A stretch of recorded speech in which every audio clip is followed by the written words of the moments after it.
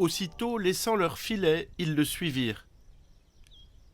Aussitôt Jésus les appela, alors, laissant dans leur barque leur père Zébédée et ses ouvriers, ils partirent à sa suite.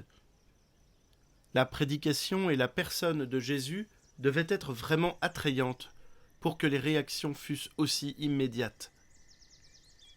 Saint Marc insiste souvent sur cette immédiateté, avec le mot « aussitôt », qui n'apparaît pas moins de 41 fois dans son évangile, dont 11 fois dans le premier chapitre.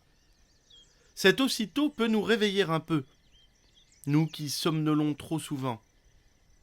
Certes, nous voulons bien suivre le Christ, mais faut-il vraiment le faire ici et maintenant, aussitôt que nous en prenons conscience ? Certes, nous aimons Dieu et notre prochain, mais comme il est difficile de ne pas en reporter les effets à demain.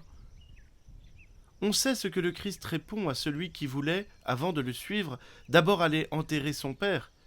Laisse les morts enterrer leurs morts. Hélas, nous trouverons toujours de soi-disant bonnes raisons de reporter notre oui au Christ. Heureusement, les premiers disciples l'ont suivi aussitôt. Le présent est en réalité le seul lieu où peut s'exercer pleinement notre liberté.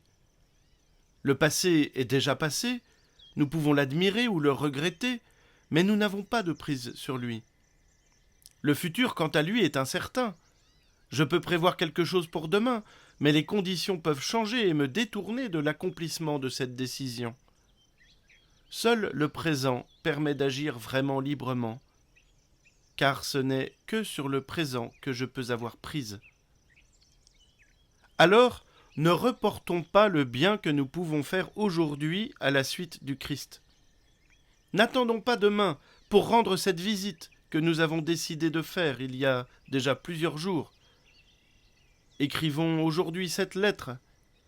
Téléphonons aujourd'hui à cette personne que nous avons un peu abandonnée depuis quelque temps.